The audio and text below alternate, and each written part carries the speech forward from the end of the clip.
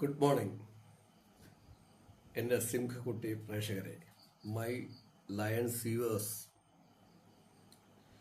ഇപ്പോൾ ടൈം 2:30.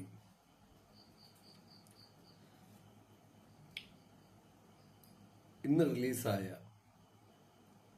ജനനായകൻ വിജയ് എന്ന നടൻ്റെ സിനിമ കണ്ടു. സിനിമയായിട്ട് കണ്ടാൽ അത് വിജയ് എന്ന നടൻ്റെ 3 മണിക്കൂർ ബോറില്ലാതെ കണ്ടിരിക്കാവുന്ന ഈ അടുത്ത കാലത്തിറങ്ങിയ ഒരു ചിത്രമാണ് കണ്ടത്.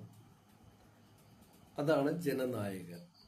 ആ സിനിമ എൻ്റെ അഭിപ്രായത്തിൽ പറഞ്ഞാൽ അങ്ങനെയാണ്. ഈ അടുത്ത കാലത്തിറങ്ങിയാൽ 2-3 വർഷത്തിന് ഇടയിലിറങ്ങിയാൽ സിനിമകളിൽ ബോറില്ലാതെ നമ്മളെ പോലെ ഒരു സാധാരണ ഒരു പ്രേക്ഷകനെ പോയി കണ്ടിരിക്കാൻ പറ്റുന്ന ഒട്ടും ബോറില്ലാത്ത ഒരു സിനിമ തന്നെയാണ് ജനനായകൻ. അതുകൊണ്ട് തന്നെ ഈ ജനനായകൻ്റെ സിനിമയ്ക്ക് വിജയിയുടെ സിനിമയിൽ ബേസ് ചെയ്തൊരു റേറ്റിംഗ് കൊടുക്കുക എന്ന് വെച്ചാൽ 10-ൽ 9 കൊടുക്കാം. വിജയിയുടെ സിനിമയിൽ അല്ല, സിനിമയായിട്ട് ഇതിനകത്തൊന്നും ബന്ധമില്ല. വിജയിയുടെ സിനിമകൾക്കൊരു ലെവലുണ്ട്. ആ ലെവലിൽ വെച്ച് നോക്കിക്കഴിഞ്ഞാൽ 10-ൽ 9 കൊടുക്കാം. ആ സിനിമ കണ്ടു. ഞാൻ കുടുംബോട്ടം തന്നെയാണ് സിനിമ കണ്ടത്.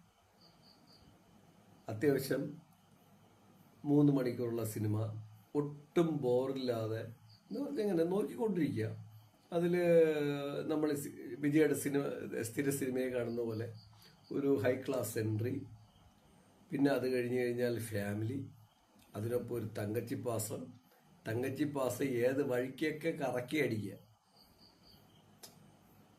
അതായത് പ്രേക്ഷകരെ എങ്ങനെ അതിലോട്ട് കൊണ്ടുപോകാം.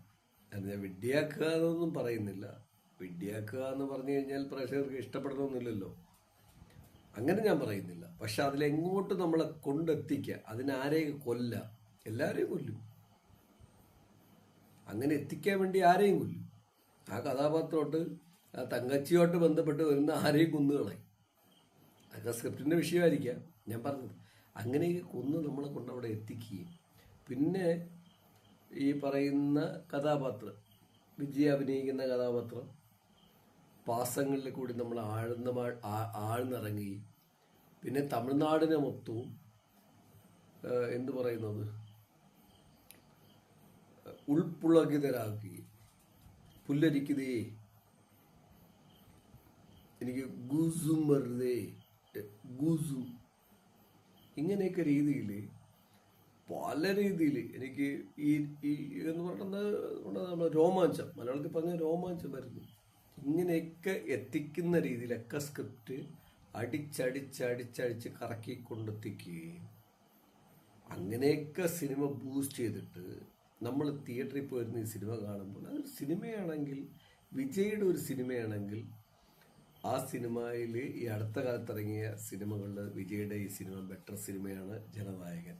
അതുകൊണ്ട് ഞാൻ പ്രേക്ഷകർക്ക് പറയുന്നത്, നിങ്ങളൊരു വിജയ് ഫാനാണെങ്കിൽ 1, വിജയ് ഇഷ്ടപ്പെടുന്നുവെങ്കിൽ 2, വിജയുടെ ചില തമാശകളും കോലാഹലങ്ങളും ഒക്കെ ഉണ്ടല്ലോ. ഇപ്പോഴും സി എം എന്നുള്ള വ്യക്തിയായിട്ട് വിജയ് ഞാൻ താരതമ്യം ചെയ്യുന്നില്ല. അങ്ങനെയാണെങ്കിൽ ഞാൻ പറയുന്ന കാര്യത്തിൽ എനിക്ക് തന്നെ കലിപ്പുണ്ടാവും. സി എം എന്ന് പറയുന്ന വിജയുടെ ആറ്റിറ്റ്യൂഡുമായിട്ട് ഈ പറയുന്ന കഥാപാത്രങ്ങളെ താരതമ്യം ചെയ്താൽ എനിക്ക് വലിയ പ്രശ്നമുണ്ടാകും. അതുകൊണ്ടാണ് ഞാൻ പറഞ്ഞത്, നമുക്ക് സിനിമയെ മാറ്റി നിർത്താം, സി എം വിജയെ മാറ്റി നിർത്താം.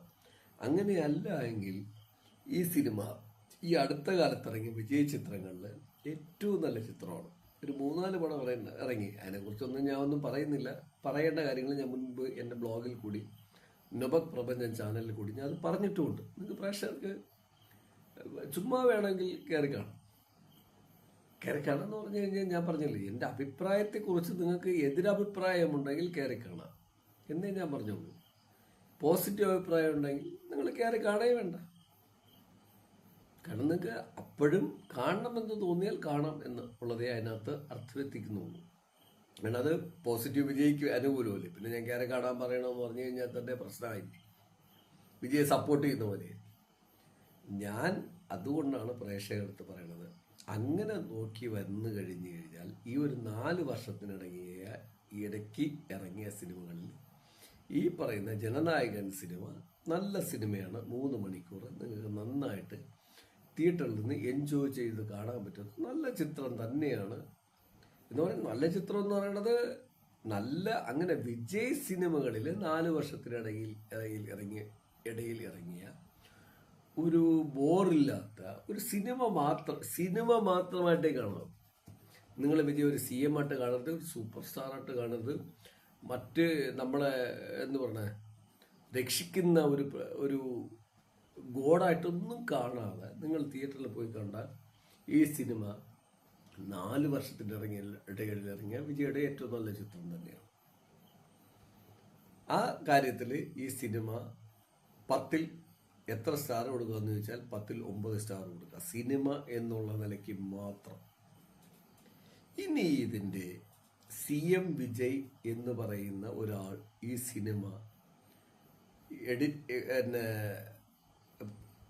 എന്ന് പറയുന്നത് തിയേറ്ററിലേക്ക് വന്നാൽ CM വിജയ് എന്ന് പറയുന്ന ഒരു ആളിൻ്റെ, അതായത് ജോസഫ് വിജയ് എന്ന് പറയുന്ന ആളിൻ്റെ നാളെയുടെ ഭാവി വളരെ അപകടകരമായി കണ്ടെത്തും എന്ന് പറഞ്ഞുകൊണ്ടിട്ട് ഈ സിനിമയെ ബ്ലോക്ക് ചെയ്യിച്ചത് ആരെന്ന് എനിക്കറിയില്ല. അവരെ ബ്ലോക്ക് ചെയ്യിച്ചത് ഒരു പരാജയം തന്നെയാണ്. അതുകൊണ്ട് മാത്രമാണ് ഇപ്പോൾ CM വിജയ് CM ആയിട്ട് തമിഴ്നാട്ടിലിരിക്കുന്നത്. അതായത് ഇൻസൈഡ് കളികളെല്ലാം തെറ്റായിരുന്നു.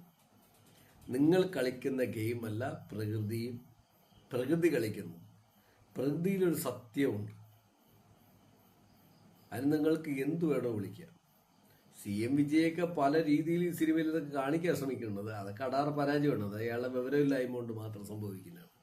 കാരണം അതിനകത്ത് 2 കാര്യങ്ങൾ ഞാൻ വളരെ തിരിച്ചു പറഞ്ഞ, ഇയാൾ വലിയ ഡയലോഗ് അടിച്ചൊക്കെ പോയിട്ട് ഒരു ഇന്റർവ്യൂ കഴിഞ്ഞിട്ട് പോയി നിന്നിട്ട് നമ്മളെ മനുഷ്യനെ മാത്രം വ്യത്യസ്തമായിട്ട് എന്തോ ഉണ്ടാക്കിയിരിക്കണം എന്നാണ് ഇയാൾ പറയുന്നത്.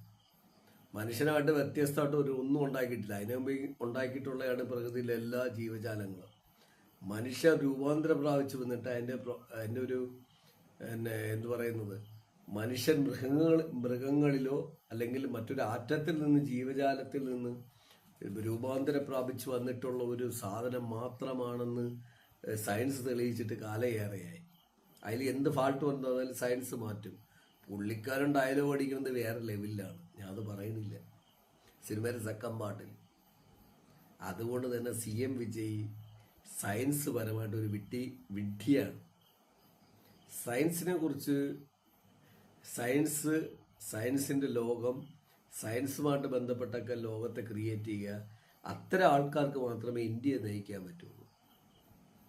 ഞാൻ പ്രേക്ഷകർക്ക് പറയണതാണ്. എന്ന് പറഞ്ഞാൽ CM വിജയ് മോശമെന്നല്ല. അദ്ദേഹം അത് ചിലപ്പോൾ ഇനി കുറച്ച് ദിവസം കഴിയുമ്പോൾ നന്നായിട്ട് മനസ്സിലാക്കി മാറുമായിരിക്കുക. എൻ്റെ അഭിപ്രായമാണ് ഞാൻ പറഞ്ഞത്. അദ്ദേഹം വേറെ എന്തൊക്കെയോ പറഞ്ഞ് അതിനെ ക്രോഡീകരിക്കുന്ന കണ്ടപ്പോൾ ഒരു കഴുതയല്ല, ജീവനുള്ള കഴുതയാണ് ലോകത്തിലെ ഏറ്റവും വലിയ ബ്രില്യൻ്റുകളിലൊന്ന്. ഒരു മരക്കഴുതയെ കണ്ട പോലെയാണ് എനിക്ക് വിജയെ തോന്നിയില്ല. വിജയ് ഞാൻ പറഞ്ഞല്ലോ, വിജയ് അഭിനയിച്ച സിനിമ നല്ല സിനിമ, ഈ അടുത്ത കാലത്ത് തോന്നുന്ന നല്ല സിനിമ. പക്ഷെ CM വിജയെ കണ്ടപ്പോൾ തോന്നിയത് അറപ്പും വെറുപ്പും കഷ്ടമാണ്.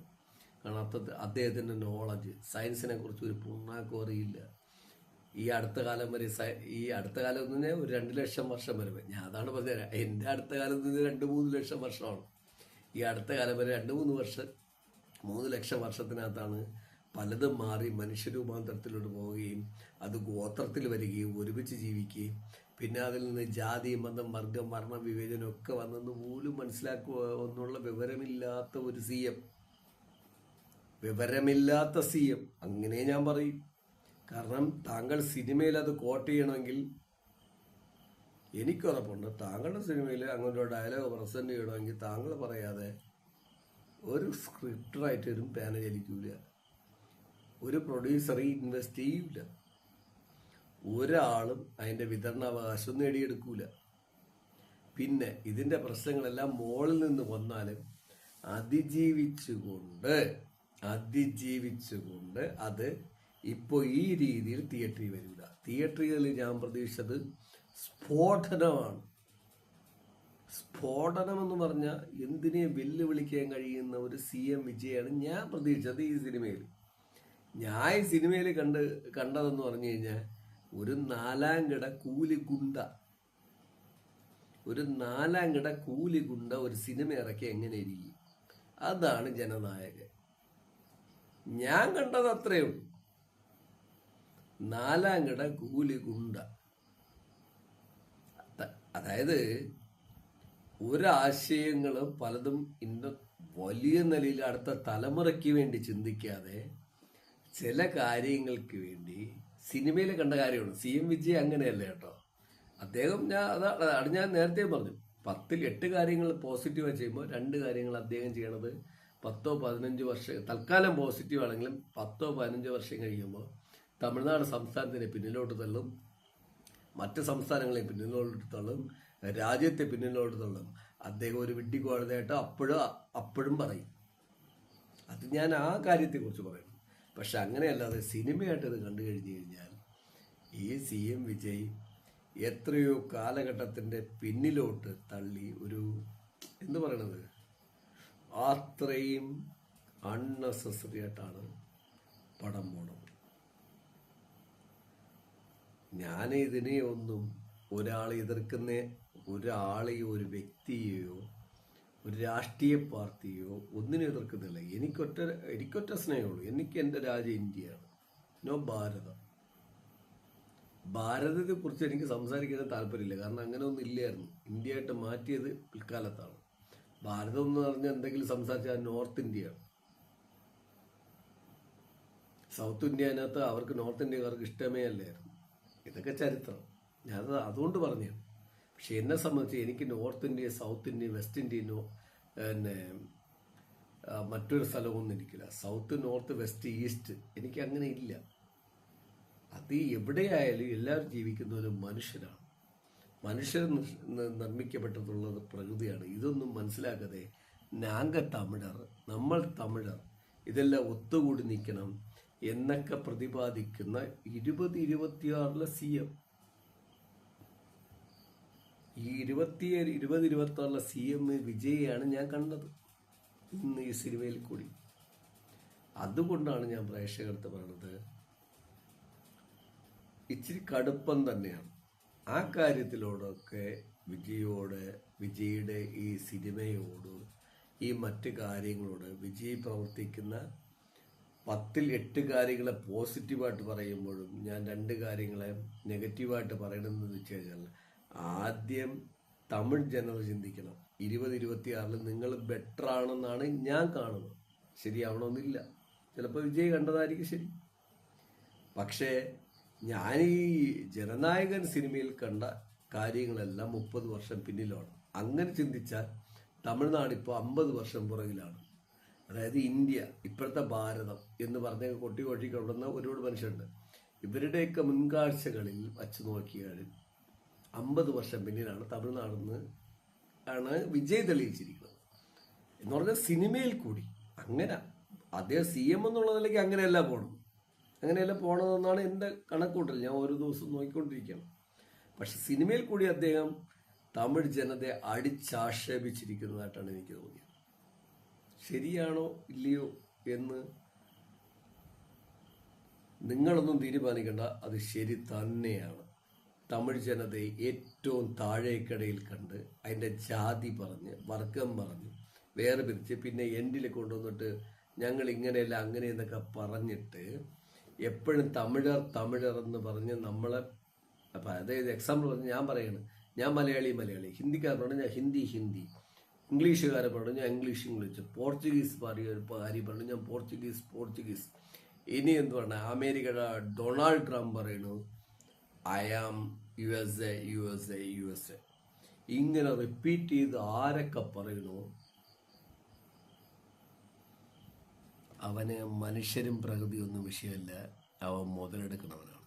അതാരായാലും, അത് CM വിജയ് ആയാലും ഞാനായാലും, CM വിജയ്ക്ക് മുമ്പ് ഇരുന്ന ആളായാലും, അതിന് മുമ്പ് ഇരുന്ന ആളായാലും, അതിന് 50 വർഷം മുമ്പ് പിന്നിൽ പോയാലും, ഇപ്പോൾ ഭാരതം ഭരിക്കുന്നവരായിരിക്കും, ഇന്ത്യ ഭരിക്കുന്നവരായിരിക്കും, ഇപ്പോൾ വേൾഡ് ഭരിക്കുന്ന കുറേ ആൾക്കാരായാലും, പല രാജ്യങ്ങൾ ഭരിക്കുന്നതായിരിക്കും, അതൊരു അപകടത്തിൻ്റെ അവസ്ഥയാണ്. അതുകൊണ്ട് നഷ്ടം ആർക്കും ഉണ്ടാവില്ല, ജനങ്ങൾക്ക് മാത്രമേ ഉണ്ടാവുള്ളൂ. സിനിമയെ കാണുന്ന ഒരു സുഖവും, ആ സുഖം കൊണ്ട് അയാളെ ക്രിയേറ്റീവായിട്ട് അയാൾ പറയുന്ന എന്തെന്ന് പോലും ചിന്തിക്കാതെ സംസാരിക്കുന്ന, അല്ലെങ്കിൽ എന്തു പറയുന്നത്, കൈയടിക്കുന്ന, തിയേറ്ററിനകത്ത് ഒരു വല്ലാത്ത കൈയടിയൊക്കെ ഞാൻ കണ്ടു. ഒരു പ്രാവശ്യമല്ല, 100 പ്രാവശ്യം. അത്തരം കൈയടിക്കുന്നവരൊക്കെ ഒന്നും ചിന്താശക്തിയുടെ ഒരു നിശ്ലേഷം പോലും മനസ്സിലാക്കുന്നില്ല എന്ന് പറയുന്നതാണ്. അതിന് ഞാൻ പറയാം, 5 വർഷം മുമ്പ് നീറ്റ് പരീക്ഷ എതിർത്ത ഏറ്റവും വലിയ മനുഷ്യനാണ് CM വിജയ്. ഇന്ന് ഡൽഹിയിൽ നടക്കുന്ന ക്രോക്രോച്ച് പാർട്ടിയുടെ പ്രതിരോധം എന്താണ്? അവരടി വാങ്ങുന്ന, ഇന്നലെ നമ്മുടെ ഒരു യുവ ഏറ്റവും വലിയ എന്ന് പറയുന്നത് യുവതലമുറയുടെ ഒരു പ്രചോദനമായ പെൺകുട്ടി മരിച്ചുപോയി. ഇതാർക്ക് വേണ്ടി? ഇപ്പോൾ അടി വാങ്ങണത് ആർക്ക് വേണ്ടി? യുവതലമുറ അവിടെ കടന്ന് ആർക്ക് വേണ്ടി? ആർക്ക് വിളിക്കുന്നത്? തോമസ് വിജയ് അല്ല, ജോസഫ് വിജയ്, താങ്കൾ അവിടെ പോയിരുന്ന 2 ദിവസം മുമ്പേ ആർക്കും അനുശോചനം പറഞ്ഞുകൊണ്ടിട്ട് താങ്കൾ എസ്കേപ്പായി പോയിട്ടുണ്ട്. താങ്കളൊരു അഭിപ്രായം പറഞ്ഞിട്ടില്ല. നീറ്റിനെതിരെ ഏറ്റവും കൂടുതൽ സംസാരിച്ച ആരാണ്? സ്റ്റാലിനല്ല, പിന്നോട്ട് ഞാൻ പോകുന്നില്ല, താങ്കളാണ്. GSTക്കെതിരെ ഏറ്റവും കൂടുതൽ സംസാരിച്ചതാണ് സ്റ്റാലിനല്ല, താങ്കളാണ്. അങ്ങനെയാണെങ്കിൽ താങ്കൾ GST ബേസ് ചെയ്തിട്ടാണെങ്കിൽ തമിഴ്നാടിൻ്റെ ഇപ്പോഴത്തെ പെട്രോളിൻ്റെ വിതരണം 55 രൂപയായിരിക്കണം. ഓക്കെ, ഇനി തമിഴ്നാട്ടിലെ മദ്യത്തിൻ്റെ വിതരണം ഇപ്പോൾ 1500 രൂപയ്ക്ക് വിൽക്കുന്ന മദ്യത്തിൻ്റെ വിതരണം ജോസഫ് വിജയുടെ GST സമ്പ്രദായത്തിനെ എതിർത്തുകൊണ്ടാണെങ്കിൽ ഇപ്പോൾ അതിൽ 1500 രൂപയുടെ മദ്യം ഇവിടെ 400 രൂപയ്ക്ക് തമിഴ്നാട്ടുകാർക്ക് കിട്ടണം. ഇനി കഴിഞ്ഞില്ല. അഗ്രികൾച്ചർ ഡിപ്പാർട്ട്മെന്റിൽ എല്ലാവരുടെയും പ്രവർത്തനത്തിനനുസരിച്ച്, അതായത് എത്ര ഉൽപ്പാദിപ്പിക്കുന്നോ അതിനനുസരിച്ച് 50 മുതൽ 60% വരെ സബ്സിഡി അഗ്രികൾച്ചർ ഡിപ്പാർട്ട്മെന്റിൽ കർഷകർക്ക് കിട്ടണം. അതായത് ഞാൻ വ്യക്തമായിട്ട് പറയാം, 100 രൂപ നെല്ലുൽപാദനമാണ്, അത് പരാജയമാണ്. മാർക്കറ്റ് പ്രൈസ് 40-ന് താഴെയാണ്. അങ്ങനെയാണെങ്കിൽ 60 രൂപ സബ്സിഡി അവിടുത്തെ കർഷകന്റെ അക്കൗണ്ടിൽ ഓട്ടോമാറ്റിക്കായിട്ട് ക്രിയേറ്റ് ചെയ്യണം. അത് ഉൽപാദനത്തിനെ അടിസ്ഥാനപ്പെടുത്തി. അങ്ങനെയല്ലാതെ എനിക്കിഷ്ടപ്പെട്ട രാഷ്ട്രീയക്കാരെ പ്രവർത്തിച്ച്, എൻ്റെ TVKയിൽ പ്രവർത്തിക്കുന്നവർ പ്രവർത്തിച്ച്, അതൊക്കെ തന്നെയല്ലേ മറ്റവരും ചെയ്തത്. എന്നെ സപ്പോർട്ട് ചെയ്യുന്നവർ പ്രവർത്തിച്ചിട്ട് അല്ല. അങ്ങനെ ചെയ്യുന്നു എന്നല്ല വിജയ് ഞാൻ താങ്കളോട് പറയുന്നത്. താങ്കൾ ചെയ്യുന്നില്ലായിരിക്കാം, അങ്ങനെയെങ്കിൽ നല്ലത്. മറ്റുള്ളവർ ചെയ്തിരുന്നത് ഇതാണ്. പക്ഷെ മാറണം. സബ്സിഡി നമ്മളിന്ന് വലിച്ചു മുറുക്കി ടാക്സ് എടുത്തിട്ട് സബ്സിഡി കൊടുക്കുന്നത് അഗ്രികൾച്ചർ ഡിപ്പാർട്ട്മെന്റിലെ കർഷകനായിരിക്കണം. കാരണം അവന്റെ സാധനങ്ങളിൽ നിന്ന് ഉൽപ്പാദിപ്പിക്കുന്നതാണ് താങ്കൾ നിരോധിച്ചിരിക്കുന്ന പല മദ്യങ്ങളും, പല എക്സ്ക്ലൂസീവ് സാധനങ്ങളും. കൈയടിക്ക് വേണ്ടി ഒന്നും ചെയ്യരുത്. കൈയടിക്കാൻ തിയേറ്ററിൽ 100 പേരുണ്ടാവും, കൈയടിക്കാൻ 1000 പേരുണ്ടാവും, 1,00,000 പേരുണ്ടാവും, കോടി പേരുണ്ടാവും. പ്രശ്നം വരുമ്പോൾ ഇവരാരും ഉണ്ടാവില്ല. ജനുവിനാട്ടം കൊള്ളാവണമൊക്കെ നിങ്ങൾ കണ്ടില്ലേ? ഡൽഹിയിൽ അടി വാങ്ങിച്ചു കൂട്ടുന്നുണ്ട്. ജനുവിനായിട്ട് ചെയ്യണമെന്നാണ്. ചത്താലും കുഴപ്പമില്ലെന്ന് അവർ ചിന്തിക്കും. അത്തരം ആൾക്കാരെ CM വിജയ് താങ്കൾ തിരിച്ചറിയണമെന്നാണ് ഞാൻ പറയണത്. തിരിച്ചറിയണമെന്ന് പറഞ്ഞാൽ അറിയുന്നുണ്ടാവാം. പക്ഷെ ഞാൻ പറയുന്നു, അങ്ങനെ CM വിജയ് ഒരു എക്സ്ക്ലൂസീവായ ഒരു ബെറ്റർ മനുഷ്യനാണെങ്കിൽ താങ്കൾ ആദ്യം ഇതൊക്കെയല്ലേ ചെയ്യേണ്ടത്. ഞാൻ എക്സാമ്പിൾ പറയണത്, ഒരു 1500 രൂപ മദ്യത്തിന് എടുക്കുന്നുവെങ്കിൽ കൊടുക്കാൻ തയ്യാറാണ്. പക്ഷെ അതിൽ 1100 രൂപയും കർഷകർക്ക് ചെന്നെത്തണം, പ്രൊഡ്യൂസ് ചെയ്യുന്നവർക്ക്. 400 രൂപ കമ്പനിക്കാരെടുത്തോട്ട്. എന്താണ് അതിൻ്റെ അർത്ഥം? 300 രൂപ കമ്പനിക്കാരന് പോകും, 100 രൂപ നിങ്ങൾക്ക് ടാക്സ് കിട്ടും. ബാക്കി നിങ്ങൾ എടുക്കുന്ന എക്സ്ട്രാ ടാക്സ് ഉണ്ട്. അതായത് നമ്മളെ ഞാൻ കൊന്ന ടാക്സ് അടയ്ക്കണമെങ്കിൽ ഞാൻ എന്തൊക്കെ കഷ്ടപ്പെടണം, ഞാൻ എന്തൊക്കെ പണിയെടുക്കണം. അങ്ങനെ കഷ്ടപ്പെട്ട് എല്ലാ സ്ട്രഗിൾ ചെയ്ത് കൊണ്ടുവന്നിട്ടാണ് ഇങ്ങനെ ഒരു സാധനം വാങ്ങുന്നത്. എക്സാമ്പിൾ പറഞ്ഞാണ്. അങ്ങനെ എടുക്കുന്ന സാധനം അടിസ്ഥാന വർഗത്തിൻ്റെ കയ്യിലെത്തിയില്ലെങ്കിൽ, അടിസ്ഥാനപരമായിട്ട് പണിയെടുക്കുന്നതിൻ്റെ കയ്യിലെത്താതെ നിങ്ങൾ തട്ടിപ്പറിച്ചിട്ട് ഇവിടെ പലർക്കും വിഭജിച്ചു കൊടുക്കുകയും അവർക്ക് വേണ്ടി ഉന്മൂലനം ചെയ്യുകയും ഓശാന പാടുകയും അവർക്ക് വേണ്ടി അടിവുറപ്പ് ചെയ്യണമെങ്കിൽ താങ്കൾ CM വിജയ്, താങ്കൾ ഒരാളിൽ നിന്ന് ഒരു വ്യത്യസ്തനും അല്ല. തിയേറ്ററിൽ ചുമ്മാ എന്ന് പറയണത് സ്പാർക്ക് കാണിക്കല്ലേ, പിള്ളേരിറങ്ങും. കുറച്ചു കാലം നാട്ടുകാരിളകും, താങ്കളുടെ ഫാൻസ് ഇളകും. പക്ഷെ കുറച്ചു കാലം കഴിയുമ്പോൾ ഇവരാണ് നിങ്ങൾ ഏറ്റവും കൂടുതൽ ചീത്ത വിളിക്കും. ഞാൻ ചീത്ത വിളിക്കില്ല, എനിക്ക് യാഥാർത്ഥ്യ ബോധമുണ്ട്, ഉണ്ടെന്ന് എന്നോട് പറഞ്ഞു, അതുകൊണ്ടല്ലേ ഞാൻ സംസാരിക്കണം.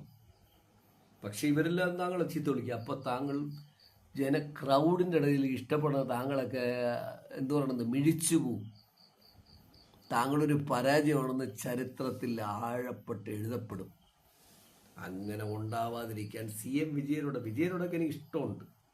അതുകൊണ്ടാണ് പറയണത്. ഇഷ്ടമില്ലാത്ത ഒരാളിനെ പറയും. ഞാൻ ഏതെങ്കിലും ഇന്ത്യയിലെ ഒരു മിനിസ്റ്ററെ കുറിച്ച് സംസാരിച്ചിട്ടുണ്ടെങ്കിൽ CM വിജയ് പറയും. CM വിജയുടെ അടുത്തൊക്കെ ഒരു ഇച്ചിരി ഇഷ്ടമുണ്ടെന്നേ. പുതിയ തലമുറയിലെ താങ്കളൊക്കെ അടിച്ചും ഒതുക്കിയും കയറി വന്ന മനുഷ്യരല്ലേ CM വിജയ്. ആ ഇഷ്ടം കൊണ്ടാണ് സംസാരിക്കുന്നത്. അപ്പൊ താങ്കളെ എതിർക്കുന്നത്, ഞാൻ താങ്കളെ എതിർത്തുകൊണ്ട് തന്നെയാണ് ഇപ്പൊ ചില കാര്യങ്ങൾ സംസാരിക്കുന്നത്, ഇപ്പോഴും സംസാരിച്ചുകൊണ്ടിരിക്കുന്നത്. അതിനേക്ക് അങ്ങനെ കാണേണ്ടതില്ലെന്നാണ് ഞാൻ പറയണത്. ഞാൻ ഇങ്ങനെ മറ്റെത്ര പേരെ കുറിച്ച് സംസാരിച്ചിരിക്കുന്നു. CM വിജയ്, താങ്കളെ ഇഷ്ടപ്പെടുന്നവർക്ക് മാത്രമേ താങ്കളെ എതിർക്കാൻ പറ്റൂ.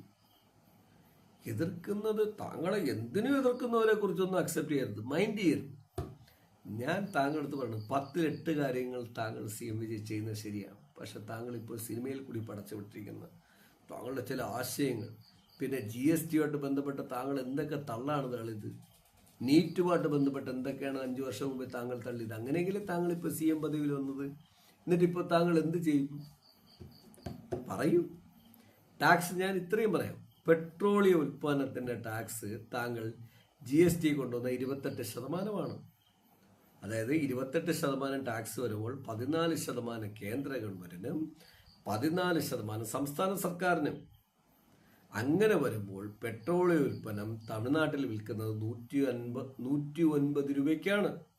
ഈ 109 രൂപയുടെ പെട്രോള് അത് 54 രൂപയായിട്ട് താഴും. ശരി പോട്ടെ, ഒരു 6 രൂപയുടെ എടുത്തോളൂ, ഇച്ചിരി സർവീസ് ചാർജൊക്കെ വരില്ലേ, 60 രൂപയായിട്ട് താഴും. 60 രൂപയായിട്ട് താഴുമ്പോൾ അവിടുത്തെ എല്ലാ കാർഷിക ഉൽപ്പന്നങ്ങളും താഴോട്ട് വലിയും. മനുഷ്യന്റെ പ്രൊഡക്ഷൻ കോസ്റ്റ് കുറയും. അതിനൊരു 30% സബ്സിഡി കൊടുത്തു കഴിഞ്ഞാൽ 60 രൂപ പ്രൊഡക്ഷൻ കോസ്റ്റ് വരുന്ന ആ സാധനം, കർഷകരുടെ സാധനം 90 രൂപയ്ക്ക് വിൽക്കാൻ പറ്റും. കർഷകനപ്പോൾ 30 റുപ്യ കിട്ടും. ഞാനിതേ പറയണു, 30 റുപ്യ കിട്ടും. ആ 30 റുപ്യ കയറി 20 രൂപ കൂടെ മാർക്കറ്റിൽ മറ്റുള്ളവരുടെ ചെലവിന്റെ എന്ന് പറഞ്ഞാൽ ഡിസ്ട്രിബ്യൂഷൻ ചാർജും സെയിൽസ് ചാർജുമായിട്ട് 20-30 രൂപ എടുത്തോട്ടെ. 120 രൂപയ്ക്ക് മാർക്കറ്റിൽ വരുന്ന സാധനം പുല്ല് പോലെ 130 രൂപയ്ക്ക് വിൽക്കപ്പെടും. അത് മാർക്കറ്റ് സ്റ്റഡി ചെയ്യപ്പെടും. ഇല്ലാതെ വരുന്ന ഈ സാധനം വമ്പൻ വിലയിൽ കർഷകന് ഒന്നും കിട്ടാതെ ചൂഷണം ചെയ്യുന്നു. ഒന്ന്. രണ്ടാമത്തെ, ഇതിൽ നിന്ന് ഉപ ഉൽപ്പന്നങ്ങൾ ഉണ്ടാക്കാം. ആ ഉൽപ്പന്നങ്ങൾക്ക് താങ്കൾ ലൈസൻസ് കൊടുത്താലും സംഭവിക്കും. ഇതുവരെ സ്റ്റാലിൻ അടക്കം ചെയ്തിട്ടില്ല. അതുകൊണ്ട് തന്നെ ഇമാരെല്ലാം ഫ്രോഡ് തന്നെ ഞാൻ പറയും. താങ്കൾക്ക് ചെയ്യാമല്ലോ. ഏതൊരു പ്രൊഡക്ഷനിൽ നിന്നും ഉപ ഉൽപ്പന്നം ഉൽപ്പന്നിക്കുക. കോസ്മെറ്റിക്സ്, മെഡിസിൻ, ആയുർവേദം, ലിക്കറുകൾ, പിന്നെ ഇതെല്ലാം പോയിട്ട് സ്പേസിലോട്ട് കയറ്റി വിടുന്നത്. ഇങ്ങനെ വ്യത്യസ്തമായിട്ട് ഉൽപ്പാദിപ്പിക്കാം. ഈ ഉൽപ്പന്നങ്ങൾക്ക് താങ്കൾ ലൈസൻസ് കൊടുത്തിട്ടുണ്ടോ? അങ്ങനെ ഒരു ഉൽപ്പന്നങ്ങൾക്ക് ലൈസൻസ് കൊടുക്കണമെങ്കിൽ അത് കർഷകന്റെ കയ്യിലെത്തും. കർഷകന് സബ്സിഡിയായിട്ട് ഇത്രയും കിട്ടുമ്പോൾ അവൻ ഉൽപാദനം കൂട്ടും. ഉൽപാദനം കൂട്ടുമ്പോൾ കുറഞ്ഞ റേറ്റിൽ സാധനം ഓപ്പൺ മാർക്കറ്റിൽ ഇന്ത്യയിൽ വരും. ഇന്ത്യയിൽ ഓപ്പൺ മാർക്കറ്റിൽ കുറഞ്ഞ സാധനത്തിൽ വരുന്ന സാധനം കമ്പനികൾ സംഭരിച്ചിട്ട് വലിയ പൈസന് പുറത്തോട്ട് ഡിസ്ട്രിബ്യൂഷൻ ചെയ്യും. ചെറിയ പൈസക്ക് 200 രൂപ സാധനം 1500 രൂപയ്ക്ക് പുറത്തോട്ട് ഡിസ്ട്രിബ്യൂഷൻ ചെയ്താലോ നമുക്ക് ഇത്രയും വലിയ ടാക്സ് അടിച്ചേൽപ്പിക്കണോ? വേണ്ട. വലിയ പൈസ തിരിച്ചിറങ്ങും. അത് തമിഴ്നാടിന്റെ ഒരു സമ്പത്തായിട്ട് മാറും. ഞാൻ ഇന്ത്യയെ കുറിച്ച് പറയണില്ല, താങ്കൾ തമിഴ്നാടിനെ കുറിച്ചല്ലേ പറയണത്. തമിഴ്നാട് കർഷകരുടെ ഒരു കൂട്ടായ്മയുടെ ലോഗോല്ലേ ജോസഫ് വിജയ്? ചിന്തിക്കുന്നുണ്ടോ? അങ്ങനെ തമിഴ്നാട് ഒരു ഇന്ത്യയിൽ തന്നെ ഏറ്റവും വലിയ റിച്ചസ്റ്റ് കൺട്രി ആയിട്ട് മാറും. ഞാൻ റിച്ചസ്റ്റ് കൺട്രി എന്ന് പറയുന്നതിൽ കാര്യമുണ്ട്. താങ്കൾ അങ്ങനെയാണ് സിനിമയിൽ അവതരിപ്പിച്ചിരിക്കുന്നത്. പക്ഷെ ഞാൻ പറയും റിച്ചസ്റ്റ് സ്റ്റേറ്റ് ആയിട്ട് മാറും. അത് ഇന്ത്യക്ക് മുതൽക്കൂട്ടാവും. GDP-യിൽ തമിഴ്നാട് ഇന്ത്യയിലെ 5 സംസ്ഥാനങ്ങൾക്ക് ഒപ്പം നിൽക്കും. എപ്പോഴും, ഏത് നിമിഷവും. ക്രമേണ ഇന്ത്യയുടെ GDP-ക്ക് ഒപ്പം നിൽക്കും. അത്തരം കാഴ്ചപ്പാടുകളൊന്നും ഇല്ലാതെ സിനിമയിൽ എന്തെങ്കിലും തട്ടുപൊളിപ്പൻ ഡയലോഗുകൾ കാണിച്ചുകൊണ്ട് പ്രേക്ഷകരെ പറ്റിച്ചുകൊണ്ട് പ്രേക്ഷകർക്കുടെ പൾസ് മാത്രം സ്ക്രിപ്റ്റ് മനസ്സിലാക്കി സ്ക്രിപ്റ്റ് തയ്യാറാക്കുന്ന ഇത്ര ഉടായ്പ പരിപാടികളൊന്നും എനിക്ക് യോജിപ്പില്ലെന്നേ ഞാൻ പറയുള്ളൂ. ഞാൻ നമക്സോളം എനിക്ക് യോജിപ്പില്ല. ഇത്രയും ചെയ്യാതെ താങ്കൾ എന്താണ് തമിഴ്നാട് എന്ന് പറയുന്നത്? ഇത് ഭാരതം, ഇത് ഇന്ത്യ. അവിടെ ഒരു പ്രശ്നം ഉണ്ടെങ്കിൽ ഇറങ്ങേണ്ടത് ഇന്ത്യൻ ആർമിയാണ്. സിനിമയിലൊക്കെ കണ്ടതൊന്നും പറയണില്ലേ? എല്ലാം തമിഴ്നാട്. പ്രശ്നം വരുമ്പോൾ ആർമി ഇറങ്ങും. എന്നിട്ട് അവരെല്ലാം ക്രോസ് ചെയ്തുകൊണ്ട് താങ്കളൊന്നും ഹീറോയിസവും കാണിക്കുന്നു. അതൊക്കെ സിനിമയിലൊക്കെ ഓക്കെ അക്സെപ്റ്റ് ചെയ്യുന്നു. അല്ലാതെ രീതിയിൽ നിങ്ങൾക്ക് എങ്ങനെ രീതിയിലാണ് നിങ്ങളിത് മെയിൻറ്റെയിൻ ചെയ്യുന്നത്? നിങ്ങളെന്താ പറയുന്നത്? തമിഴ്നാട്ടിലെ ജനത്തിന് 30-35 കോടി ജനത്തിനെ താറടിച്ച് കാണിക്കാനുള്ള പരിപാടിയാണോ ഈ സിനിമയിൽ കൂടി കാണിക്കണത്? യാഥാർത്ഥ്യം കാണിക്കുക. നിങ്ങളൊരു CM അല്ലേ? നിങ്ങൾ എപ്പോഴും എന്തിനാണ് തമിഴ്നാട് പ്രൗഡ് ഓഫ് യു ആയിട്ട് പറയുന്നത്? തമിഴ്നാട് പ്രൗഡ് ഓഫ് ആയിട്ട് പറഞ്ഞാൽ തമിഴ്നാട് രാജ്യം മാത്രമൊന്നല്ലേ അർത്ഥം? പിന്നെ മറ്റു കാര്യങ്ങളോട്ട് നിങ്ങളൊന്ന് ബഹളം ഉണ്ടാക്കിയിട്ട് കാര്യമൊന്നുള്ളത് എങ്കിൽ നിങ്ങൾ മറ്റ് CM ചെയ്തതിന് തുല്യമല്ലേ? എത്ര ബോർണായിട്ടാണ് കാര്യങ്ങൾ സിനിമയിൽ പോകുന്നത്. താങ്കൾ അങ്ങനെയല്ല. ഞാൻ അതുകൊണ്ടാണ് പറയുന്നത്, തമിഴ്നാട് എൻ്റെ അഗ്രികൾച്ചറിനെങ്കിലും ഇത്രയെങ്കിലും ആക്കാൻ പറ്റിയില്ല എങ്കിൽ താങ്കളെ ഒരു CM ആയിട്ടൊക്കെ അംഗീകരിക്കുക വലിയ പാട്. സിനിമയൊക്കെ കേൾക്കാം, കണ്ടോണ്ടിരിക്കുക. അതിനപ്പുറം ഒന്നും അംഗീകരിക്കുക വലിയ പാട്. താങ്കൾ പലതും കാണിക്കും. സിനിമയിലെ കൂടെ സ്ത്രീകളെയൊക്കെ പൊക്കി കാണിക്കും, തങ്കച്ചി പാസം കാണിക്കും. അതൊക്കെ അംഗീകരിക്കണോ? ചിലപ്പോൾ വെടിയിക്കുക, ഓർഡർ കൊടുക്കും. അതൊക്കെ ഒരു പ്രോട്ടോക്കോളിൻ്റെ പരിപാടിയായിട്ടേ കാണുള്ളൂ. പക്ഷെ വീട്ടിലെ ഇൻകം വർദ്ധിപ്പിച്ചാൽ സേഫ്റ്റി ഓട്ടോമാറ്റിക്കായിട്ട് വരും. വീട്ടിലെ ഇൻകം വർദ്ധിപ്പിക്കാൻ കരുതി താങ്കൾക്ക് ജാതിയും മതത്തെയും തമിഴ്നാടിനെ ഒന്നും കൂട്ടുപിടിക്കണ്ട. അത് ഓപ്പണൈസ് ചെയ്യണം, ഗ്ലോബലൈസേഷൻ ചെയ്യണം. തമിഴ്നാടിനെ കൂട്ടുപിടിച്ചാൽ തമിഴ്നാട് ഒറ്റയ്ക്കേ നിൽക്കും. എല്ലാ സംസ്ഥാനങ്ങളും നാളെ നിങ്ങൾക്ക് എതിരാവും. അങ്ങനെയൊക്കെ വന്നു കഴിഞ്ഞാൽ CM വിജയുടെ അവസ്ഥ എന്താണെന്ന് വെച്ചാൽ നാളെ ലോകം കണ്ട ഏറ്റവും വലിയ വിഡ്ഢിയെ പോലെ കാണും. നിങ്ങളതിൽ പറയണില്ലേ ഹിറ്റ്ലർ മുസോളിനി ഏറ്റവും ലേറ്റസ്റ്റ് ഉള്ളത്. പിന്നെ പഴയതിലോട്ട് പോയാ പറയണോ? ഇന്ത്യയുടെ ചരിത്രം തന്നെ ഏറ്റവും ബെറ്ററായിട്ട് നിൽക്കുന്ന ദ്രാവിഡ മുന്നേറ്റം. ദ്രാവിഡം എന്ന് പറഞ്ഞാൽ മറ്റേ പാർട്ടിക്കാരിയല്ല. ഇന്ത്യയുടെ കൾച്ചറിൽ തന്നെ ഏറ്റവും പഴക്കം ചെന്ന കൾച്ചർ മുന്നേറി നിൽക്കുന്ന ഒരു സംസ്ഥാനമാണ് തമിഴ്നാട്. ലോകം മൊത്തം എസ്റ്റാബ്ലിഷ്ഡ് ആയിട്ടുള്ള ഒരു ജീനിയസുകളുടെ ഭാരതത്തെ എസ്റ്റാബ്ലിഷ് ചെയ്തിട്ടുള്ള ഒരു ജനതയാണ് തമിഴ് ജനത. ആ തമിഴ് ജനതയൊന്നും കുരുതിക്ക് കൊടുക്കരുത്. അത്രയും പവർഫുള്ളാണ് അവര്, അത്രയും എസ്റ്റാബ്ലിഷ്ഡ് ആണ്. ഇതൊന്നും പഠിക്കാതെ ചുമ്മാ വന്നിട്ട് സിനിമയിൽ എന്തെങ്കിലുമൊക്കെ ഡയലോഗ് അടിച്ചാണ്ടല്ലോ കേട്ടോണ്ടിരിക്കുന്ന 1,00,000 പേരിൽ ഒരുത്തനെങ്കിലും വൃത്തിയുള്ളവരുണ്ട്, ഒരു പെൺകുട്ടിയെങ്കിലും വൃത്തിയുള്ളവളുണ്ട്. അവർ നാളെ ആഞ്ഞടിക്കും. ആ ആഞ്ഞടിയൊന്നും താങ്ങാൻ പറ്റൂല. ആ ആഞ്ഞടിയാണ് 4-5 ദിവസം കൊണ്ട് ഡൽഹിയിൽ കാണുന്നത്. ആ ആഞ്ഞടിയല്ലേ കോൺഗ്രസ് കണ്ടത്? ആ ആഞ്ഞടിയല്ലേ കമ്മ്യൂണിസ്റ്റ് കണ്ടത്? അപ്പൊ അങ്ങനെയാണെങ്കിൽ ആ ആഞ്ഞടി വിജയിക്കും അധികം താമസിക്കാതെ ഫേസ് ചെയ്യേണ്ടി വരും. ഇങ്ങനെ പോവുകയാണെങ്കിൽ ഇത്തരം ആഞ്ഞടികളെ കുറിച്ചല്ല ചിന്തിക്കേണ്ടത്, നാടിനെ കുറിച്ച് മാത്രം ചിന്തിക്കൂ. മിസ്റ്റർ ജോസഫ് വിജയ്, എങ്കിൽ താങ്കൾക്ക് നാളെ ഇന്ത്യയുടെ പ്രൈം മിനിസ്റ്ററായിട്ടിരിക്കാം.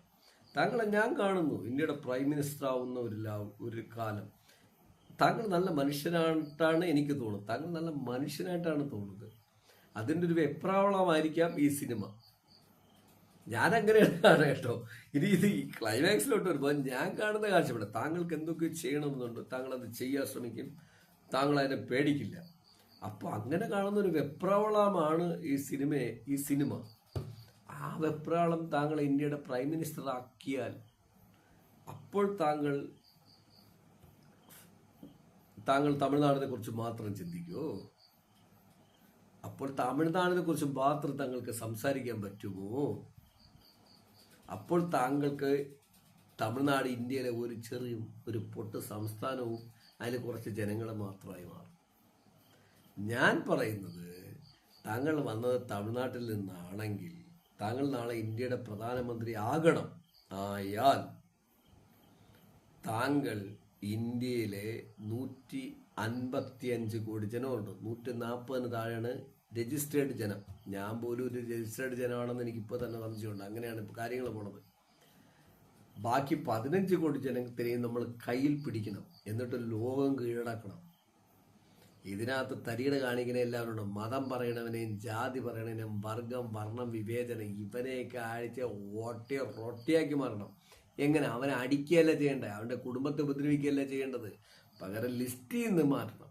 ജാതി പറയണവൻ ഇന്ത്യക്കെതിരാണ്, മതം പറയുന്നവൻ ഇന്ത്യക്കെതിരാണ്, വർഗം പറയുന്നവൻ ഇന്ത്യക്കെതിരാണ്, വർണ്ണവിവേചനം പറയണവൻ ഇന്ത്യക്കെതിരാണ്. നല്ല വിദ്യാഭ്യാസം നേടി തൊഴിൽ നേടുന്നത് നമ്മുടെ ജനതയുടെ ആവശ്യമാണ്. അത് ആവശ്യപ്പെടുന്ന ജനത്തിനെ അടിക്കുന്നവനും ഇന്ത്യക്കെതിരാണ്. ഡൽഹിയിൽ ഇന്നും കണ്ടുകൊണ്ടിരിക്കുന്നു. ഞാൻ പറയുന്നില്ലേ, ഇത് ഞാൻ ഇപ്പോഴത്തെ ഗവൺമെന്റിനെ ആരും പ്രതിരോധിക്കുന്നില്ല. മിസ്റ്റർ വിജയ്, താങ്കൾ സിനിമയിൽ കാണിച്ചതൊക്കെ റോങ് ആണെന്ന് ഞാൻ പറയാം. താങ്കളുടെ ജനനായകൻ സിനിമ ഇങ്ങനെ എടുത്തു കഴിഞ്ഞാൽ 10ൽ എത്ര സ്റ്റാർ കൊടുക്കാന്ന് ചോദിച്ചാൽ ഞാൻ തരുന്നത് വട്ടപൂജ്യമായിരിക്കും. എനിക്ക് താങ്കളുടെ ജനനായകൻ സിനിമയിൽ ഈ രീതിയിൽ എടുത്താൽ വട്ടപൂജ്യം തരും. വിജയുടെ സിനിമ എന്ന് എടുത്താൽ 10ൽ 9 മാർക്കും തരാം. താങ്കളൊരു CM എന്നുള്ള നിലയ്ക്ക് ജനനായകൻ സിനിമ താങ്കൾ പടച്ചു വിട്ടിട്ടുണ്ടെങ്കിൽ ആ ജനനായകൻ സിനിമയ്ക്ക് എൻ്റെ മാർക്ക് 10ൽ വട്ടപൂജ്യം മാത്രമാണ്. അത്രയ്ക്ക് പരാജയമാണ് സിനിമ. താങ്കളൊരു CM എന്നുള്ള നിലയ്ക്ക്, താങ്കളൊരു പൊതുപ്രവർത്തകൻ എന്നുള്ള നിലയ്ക്ക്, താങ്കൾ ഇപ്പോഴും തമിഴ്നാടിൻ്റെ ഒരു ഒരു നട്ടൽ എന്നുള്ള നിലയ്ക്ക് ഈ സിനിമ 10ൽ വട്ടപൂജ്യം മാർക്ക് മാത്രമേ എൻ്റെ നിന്ന് കിട്ടൂ. പക്ഷേ താങ്കളൊരു സിനിമാ നടൻ എന്നുള്ള നിലയ്ക്കാൽ 10ൽ 9 മാർക്ക് നിന്നിട്ടും അതിനുള്ള എല്ലാ കോൺട്രിബ്യൂഷനും അതിന് ചെയ്തിട്ടുമുണ്ട്. ഇതാണ് ജനനായകൻ സിനിമയെക്കുറിച്ച് നൊബക് സോളയ എൻ്റെ അഭിപ്രായം. ഇത് ഞാൻ നിങ്ങളടുത്ത് പറയണത്, നിങ്ങൾ രാജ്യം കാണൂ, നാട് കാണൂ, ലോകം കാണൂ, ആരെ അടിച്ച് അമർത്താതിരിക്കൂ. ഒരാളെ അടിച്ചമർത്താൻ പറ്റില്ല. നിങ്ങൾ അഭിപ്രായം പറയൂ. എനിക്കെൻ്റെ അഭിപ്രായം എൻ്റെ കുട്ടിയുടെ അടുത്ത് പറയാം. അവൻ അംഗീകരിക്കില്ലെങ്കിൽ അത് അവൻ്റെ കാര്യമില്ലയോ, അവന് സ്വാതന്ത്ര്യമില്ലയോ.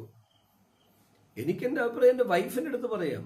അത് അംഗീകരിക്കണമില്ല എന്നുള്ളത് അവൾക്ക് സ്വാതന്ത്ര്യമില്ലയോ, അത് അവളുടെ മാത്രം തീരുമാനമില്ലയോ. അതിനകത്ത് ഞാനെന്തിനാ റെസ്ട്രിക്ഷൻ വെക്കണത്? അങ്ങനെ റെസ്ട്രിക്ഷൻ വെക്കണമെങ്കിൽ ഞാൻ ആരാണ്? ഞാനൊരു സൈക്കോപാത്തല്ലേ? റെസ്ട്രിക്ഷൻ വെക്കണതൊക്കെ സൈക്കോപാത്ത് തന്നെയാണ്. കാര്യം പറയാൻ നിർത്താൻ വിടാം. ഇത് ആരെടുത്ത് വെച്ചാൽ അത്ര റെസ്ട്രിക്ഷൻ എന്ന് വച്ചിട്ടുള്ള ഒരു ഉഡായിപ്പ് പരിപാടിയും ഞാൻ എൻ്റെ പ്രേക്ഷകർക്ക് പറഞ്ഞത്. ഇത് ജനാധിപത്യ രാജ്യമാണ്. നല്ല ബോധമുള്ള, ഞാൻ കണ്ടതിൽ വെച്ച് ലോകത്തെ ഏറ്റവും ബോധമുള്ള ജനാധിപത്യ ചിന്തയുള്ള ഒരു ജനമുണ്ടെങ്കിൽ ഞാൻ പറയുന്നത് ഇന്ത്യയിലാണ്. കാണുമ്പോൾ ഞാൻ പറഞ്ഞില്ലേ, സഹിക്കാവുന്നതിൻ്റെ അങ്ങേറ്റം സഹിക്കും. പിന്നെ ഒരു അതിജ്വലനമുണ്ട് യുവാക്കൾക്കൊപ്പം മധ്യവയസ്കരുടെ, പിന്നെ കുറെ വയസ്സന്മാരുടെ. അത് ഈ സിനിമയെ കാണിക്കുന്നുണ്ടല്ലോ വിജയ്. ഒരു കിളവനെ തൂക്കിയിരുത്തിയിട്ട് ഒന്ന് ഉറക്കിയില്ലെങ്കിൽ നിങ്ങളെയൊക്കെ അടിക്കും. അങ്ങനെയുള്ള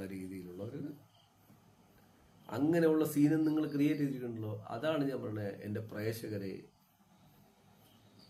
അങ്ങനെയുള്ളൊരു ജനതയാണ് ഭാരതത്തെ ജനാധിപത്യത്തെ തോൽപ്പിക്കാൻ നിങ്ങൾക്ക് ആർക്കും ആവില്ല. നിങ്ങൾ മതം കളിച്ചാലും ജാതി കളിച്ചാലും വർഗം കളിച്ചാലും വർണ്ണം കളിച്ചാലും ഇനി എന്ത് പിണ്ണാക്ക് കളിച്ചാലും ഭാരതത്തിലെ 80-85% ഒറ്റ കുടക്കീഴിലൊടുങ്ങുന്നവരാണ്. അവർ ഭാരതീയരാണ്. അവർക്ക് ജാതിയില്ല, മതമില്ല, വർഗമില്ല, വർണ്ണമില്ല, വിവേചനമില്ല. അതുകൊണ്ട് എൻ്റെ ജോസഫ് വിജയ് ഇച്ചിരി മാറി നിന്നോളൂ കേട്ടോ. തമിഴ് അങ്ങോട്ട് ഓടിപ്പിക്കോളൂ എന്ന് തന്നെ ഈ രീതിയിൽ ഞാൻ പറയും. പക്ഷെ അങ്ങനെ അല്ലാതെ വരുമ്പോൾ ഞാൻ ഇപ്പോൾ പറഞ്ഞു, ഇങ്ങനെയുള്ള ഈ ലോകത്ത് ജീവിക്കുന്ന ഭാരതീയിലെ ഓരോ 155 കോടി ജനമേ ധൈര്യമായിട്ടിരിക്കൂ. കാര്യങ്ങൾ അങ്ങനെയാണ്. നമ്മൾ തോറ്റുകൊണ്ടിരിക്കും, പേടിച്ച് വീട്ടിയിരിക്കും. പക്ഷെ ക്രമേണ നമ്മളെല്ലാവരും പ്രതിപാദിച്ച് മുന്നിൽ വരും. ആ മുന്നിൽ വരുന്ന ലക്ഷണങ്ങളെല്ലാം എപ്പോഴും ഉള്ളതാണ്. ഇന്നല്ല, ഓരോ 10-15 വർഷം കൂടുമ്പോൾ ഉള്ളതാണ്. അത് ഉണ്ടായിക്കൊണ്ടിരിക്കും. അതറിയാത്ത നമ്മളെ എന്തൊക്കെ അധികാരം നമ്മൾ വോട്ട് ചെയ്ത് പ്രതീക്ഷയോടെ കൊടുക്കുന്ന അവർക്ക് അവിടെ കയറിയിരിക്കുമ്പോൾ തോന്നുന്ന ഒരു അഹങ്കാരം ഉണ്ടല്ലോ, പണത്തിൻ്റെ പിന്നെ എന്ത് പറയണത്, ആഢ്യത്തിൻ്റെ, അധികാരത്തിൻ്റെ, പിന്നെ നമ്മൾ വിചാരിക്കും പോലെ എല്ലാ കോടതികളെ കയ്യിലെടുക്കാൻ പറ്റുമെന്നുള്ള ധാർഷ്ട്യത്തിൻ്റെ, അവരെല്ലാം തോൽപ്പിച്ചുകൊണ്ട് പുതിയ തലമുറ വരും. അതിനെയാണ് ഞാൻ പറയുന്നത്. ആ പുതിയ തലമുറയുടെ പേരാണ് ക്രിസ്തു, കൃഷ്ണൻ, മുഹമ്മദ് നബി, കോൺഗ്രസ്,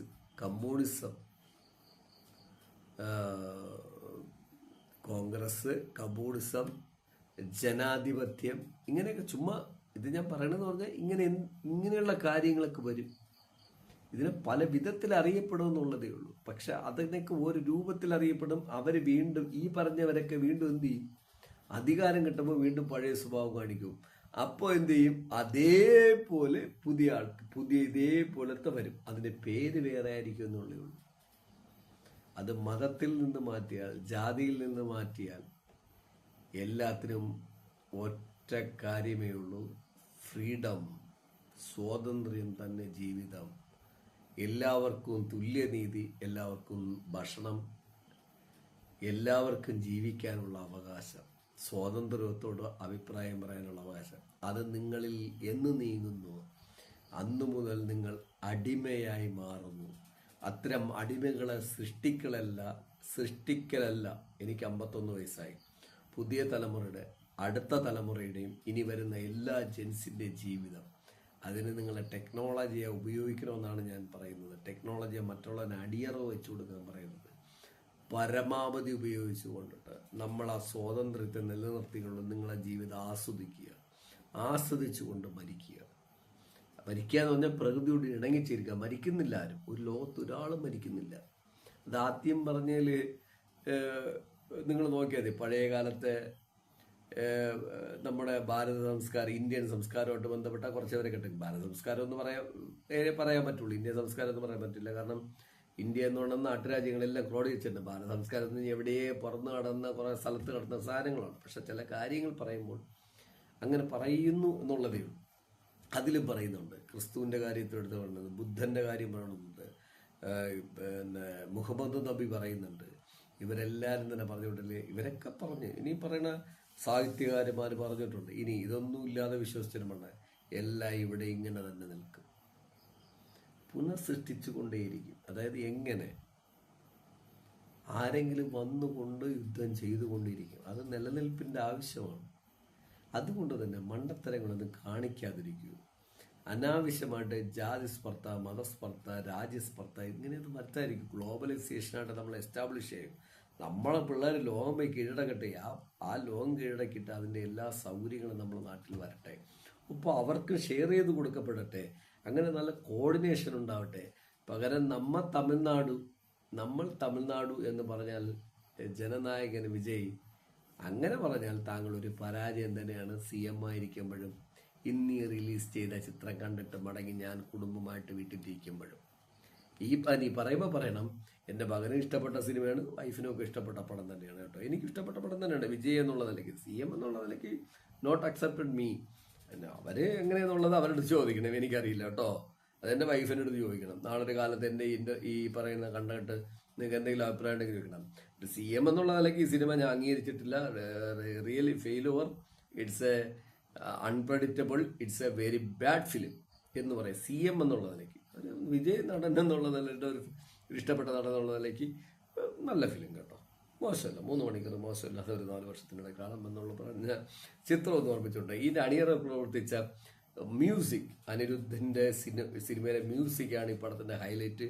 നല്ല പാട്ടുകൾ നന്നായിരിക്കണം. ഈ പടത്തിൻ്റെ ആർട്ട് ഡയറക്ഷൻ, ഗ്രാഫിക്സ് ഒക്കെ വളരെ വളരെ ബോറാണ്. ഇത് ഞാൻ തുറന്നു പറയുന്നത്, വളരെ ബോറാണ്. ആ പടത്തിനെ തന്നെ ഇറിറ്റേഷൻ ചെയ്യുന്ന രീതിയിലാണ് ഗ്രാഫിക്സ് പേരിക്കുന്നത്.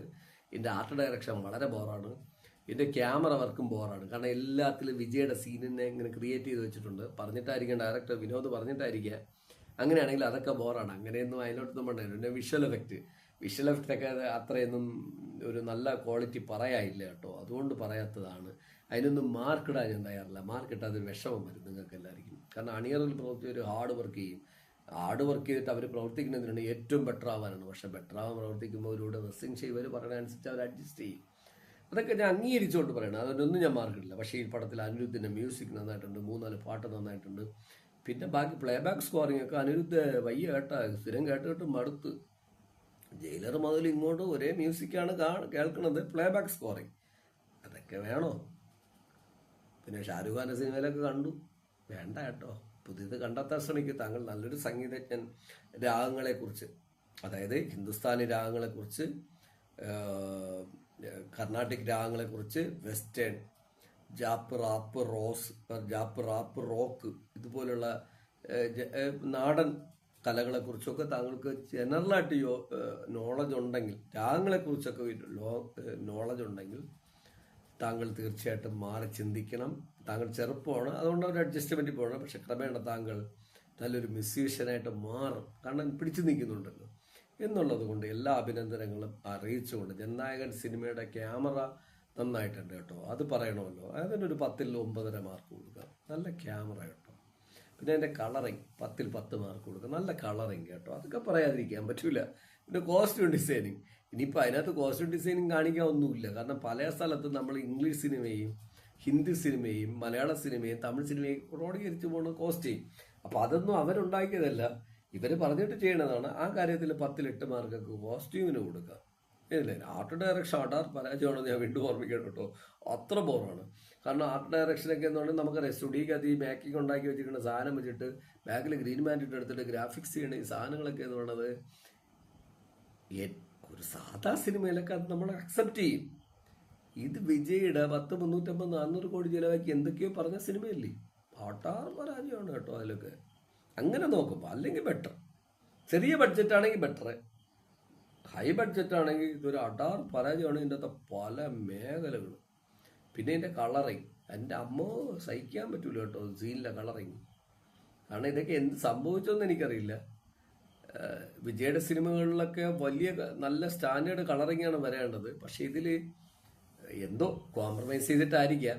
ഇതൊക്കെ എന്ന് പറഞ്ഞു കഴിഞ്ഞാൽ നോർമൽ സിനിമയുടെ ഇതാണെങ്കിൽ ഇതൊക്കെ സന്തോഷമുള്ള കാര്യം, നല്ല പടം തന്നെയാണ്, നല്ല കളറിങ് ആണ്. പക്ഷെ അതൊക്കെ അത് കഴിഞ്ഞ് പിന്നെ നമ്മൾ പറഞ്ഞില്ലേ, ഇങ്ങനെയൊക്കെ സഹിക്കാൻ പറ്റാത്ത രീതിയിൽ പല കാര്യങ്ങളൊക്കെ ഇതിനകത്ത് പോകണുണ്ട്. അപ്പോൾ അതൊക്കെ ഞാൻ പറഞ്ഞതെന്ന് പറഞ്ഞാൽ അതൊന്നും ഇതിനകത്ത് കൂട്ടി യോജിപ്പിക്കുന്നില്ല. പക്ഷെ സിനിമയുടെ ഓതറൈസ് ഫേസ് ചെയ്ത് നോക്കിക്കഴിഞ്ഞ് കഴിഞ്ഞാൽ വിജയ് സിനിമയിൽ ഇത് ബെറ്റർ. പക്ഷെ അല്ലാതെ നോക്കിക്കഴിഞ്ഞാൽ തികഞ്ഞ ശരി. ഹാപ്പി ജനനായകൻ സിനിമ, ഹാപ്പി തങ്കച്ചി നായകൻ സിനിമ, പിന്നെ ഒരു 30 വർഷത്തിന് മുമ്പുള്ള ബാക്ക്വേർഡ് സ്റ്റോറി ഫിലിം, ഇതൊന്നും മോശമല്ല. 3 മണിക്കൂറിൽ ഞാൻ ഇതൊന്നും പറയണില്ല, അതൊക്കെ കഴിഞ്ഞപ്പോൾ പറയണേ. 3 മണിക്കൂർ മോശമില്ലാതെ, പ്രിയ പ്രേക്ഷകരെ, നിങ്ങൾക്കൊരു സാധാ സിനിമ കണ്ടാൽ മതിയെങ്കിൽ 3 മണിക്കൂർ മോശമില്ലാതെ പോകുന്ന ഒരു വിജയ് സിനിമയാണിത്. ആ സിനിമ ആയതുകൊണ്ട് നിങ്ങൾക്ക് തിയേറ്ററിൽ പോയിട്ട് മോശമില്ലാതെ കാണാം, തെറ്റില്ല. 3 മണിക്കൂർ ബോറില്ലാതെ പോകുന്ന ഒരു സാധാ ചിത്രമായിട്ട് നിങ്ങൾ വേറെ ഒന്നും അക്സെപ്റ്റ് ചെയ്യില്ല. കാണാൻ കണ്ടാൽ it's a better film. Jananayagan ഒരു മോശം ഫിലിമല്ല എന്ന് ഓർമ്മിച്ചുകൊണ്ട് ഞാൻ നവക് solo signing off. Bye. Morning, early morning next day.